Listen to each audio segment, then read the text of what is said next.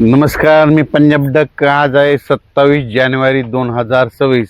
मी म्हटलं होतं ना, राज्यामध्ये 26 तारखेला रात्रीच्याला तुरळक ठिकाणी थेंब पडतील. तर काही भागामध्ये पुण्याकडे देखील थेंब झाले, उत्तर महाराष्ट्राकडे देखील, मालेगाव नाशिककडे देखील बऱ्याच भागामध्ये थेंब आले. पण 27 तारखेला राज्यात 27, 28, 29 दरम्यान राज्यात खराब वातावरण होईल. आणि मी म्हटलं होतं ना, तर 27 तारखेला पाऊस कुठं पडेल. तर परत एकदा सांगतो, आज रात्रीच्याला म्हणजे 27 आणि 28 ह्या 2 दिवसामध्ये सांगली जिल्हा, सोलापूर जिल्हा, सातारा जिल्हा, कोकणपट्टी त्याच्यानंतर जत, पंढरपूर, सोलापूर जिल्हा, धाराशिव जिल्हा, त्याच्यानंतर अहिल्यानगर, बारामती, श्रीगोंदा, त्याच्यानंतर कडाष्टी, बीड, लातूर जिल्हा, परभणी जिल्हा, त्याच्यानंतर संभाजीनगर, जालना जिल्हा, त्याच्यानंतर जळगाव जिल्हा, नाशिक, धुळेगाव, मालेगाव, शिरूर ह्या पट्ट्यामध्ये आज मात्र मध्यरात्रीच्याला तुरळक ठिकाणी पावसाची शक्यता आहे. पण हे पाऊस सर्वदूर पडणार नाही. त्याच्यानंतर हे पाऊस पुन्हा आज मध्यरात्रीच्याला आणि उद्याच्याला बुलढाणा जिल्हा, मेकर, लोणार, रिसोड ह्या पट्ट्यामध्ये, त्याच्यानंतर खामगाव, घाटाच्या खाली नांदुरा, बुलढाणा, त्याच्यानंतर परतवाडा, बुरहानपूर, मध्य प्रदेश म्हणजे ह्या पट्ट्यामध्ये काय होणार, आज रात्रीच्या आणि उद्याच्याला तुरळक ठिकाणी काही ठिकाणी आज पाऊस येईल, कुठं थेंब येतील म्हणून हा अंदाज लक्षात द्यायचा. सर्वदूर पडणार नाही, पण आज ह्या पट्ट्यामध्ये मात्र रात्रीच्याला पाऊस येणार आहे म्हणून हा अंदाज लक्षात द्यायचा.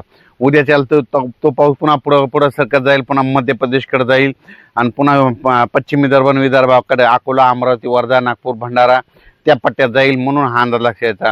पण सर्वदूर नाही पडणार म्हणून ही सर्व शेतकऱ्यांनी सर्वप्रथम लक्षात द्यायचं. फक्त भाग बदलत आहे, तुरळक ठिकाणी पडणार आहे, म्हणजे मोजक्या ठिकाणी पडलेला असेल म्हणून हा अंदाज लक्षात यायचा. त्याच्यानंतर इकडं अहिल्यानगरकडे शिर्डी, त्याच्यानंतर आता बारामती ह्या पट्ट्यात देखील काय होणार आहे, आज मध्यरात्रीचा चांगले थेंब देखील येणार आहे. वीट उत्पादकांना सांगू इच्छितो, तुम्ही दुपारनंतर तुम्ही तुमच्या विटा झाकून घ्या.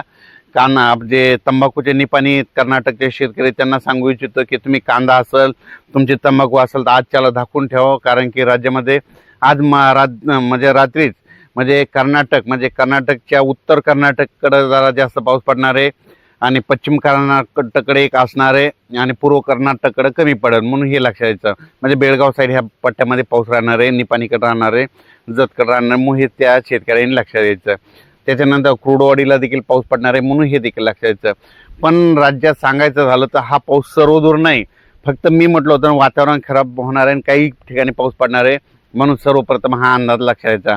आणखीन हे 2 दिवस वातावरण नाही म्हणून हे देखील सर्व शेतकऱ्यांनी लक्षात द्यायचं. म्हणजे आज आहे 27, उद्या 28 आणि परवा दिवशी 29 पासून परत वातावरण काय होईल, परत निवळायला सुरुवात होईल म्हणून हे देखील सर्व शेतकऱ्यांनी लक्षात घ्यायचं.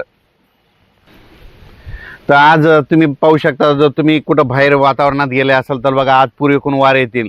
पूर्वेकडून जोराजोरानं वारे आले, वावटूळ आली की समजायचं असं या 2-3 दिवसात पावसाचं वातावरण आहे म्हणून हे निसर्गावर पिकवतं. म्हणून द्राक्ष शेतकरी असो, तूर उत्पादक शेतकऱ्यांना सांगू इच्छितो की तुम्ही काय करा, आज तुमच्या जर पेंड्या हे असतात तर त्या झाकून ठेवा. कारण की कांदा शेतकऱ्यांनी कांदा देखील झाकून घ्या.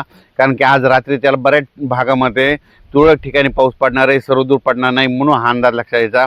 ह्या पावसामध्ये पाऊस जास्त नाही पडणार पण त्याच्यामुळे मात्र वातावरण मात्र धुळीचं प्रमाण असणार आहे म्हणून हे देखील अंदाज सर्व शेतकऱ्यांनी लक्षात घ्यायचा. द्राक्ष बागायतदार व डाळिंब शेतकऱ्याला सांगू इच्छितो की वातावरणात धुळी असल्यामुळं तुम्ही आज रात्री त्याला पाऊस येत असल्यामुळे तुम्ही कोणतं औषध पाऊस येण्याच्या अगोदर तर मारू शकतात ते मारून घ्यावे म्हणून हे द्राक्ष शेतकऱ्यांनी हे देखील खास करून अंदाज लक्षात घ्यायचा. डाळिंब शेतकऱ्यांनी हे देखील अंदाज लक्षात घ्यायचा. परत एकदा सांगतो, आज रात्रीच्याला काही ठिकाणी दुपारनंतर, आज रात्रीच्याला मध्यरात्री 2च्या नंतर, काही ठिकाणी 9च्या नंतर, काही ठिकाणी 5 वाजता, काही ठिकाणी दुपारी 2च्या नंतर.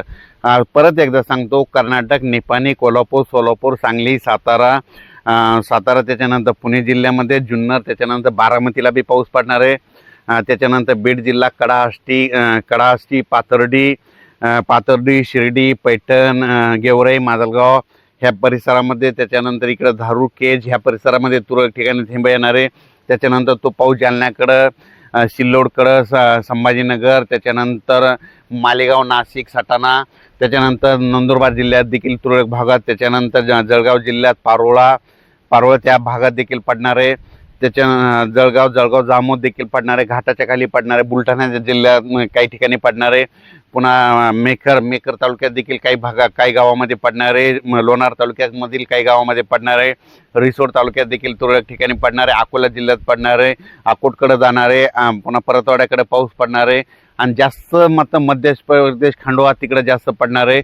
मध्य प्रदेशमध्ये मात्र गारपीट होणार आहे. म्हणून मध्य प्रदेशचे शेतकरी जे सीमालगतचे जे ऐकत असेल तर त्यांनी हा अंदाज लक्षात घ्यायचा. महाराष्ट्रामध्ये फक्त एक दोन ठिकाणीच गारपीट होईल. ती फक्त होईल अहिल्यानगर जिल्ह्यामध्ये 1-2 ठिकाणीच असा गारा पडलेल्या फक्त दिसतील. म्हणून ही अंदाज सर्व शेतकऱ्यांनी लक्षात घ्यायचा. सगळीकडे मात्र कुठं काही गारपिटीचं वगैरे काही एवढं वातावरण नाही. म्हणून हा अंदाज देखील सर्व शेतकऱ्यांनी लक्षात घ्यावा. पुढील अंदाज लगेच वातावरणात बदल झाला की लगेच उद्याच्याला एक अंदाज देणं, परवाच्याला देण्यात येईल. धन्यवाद.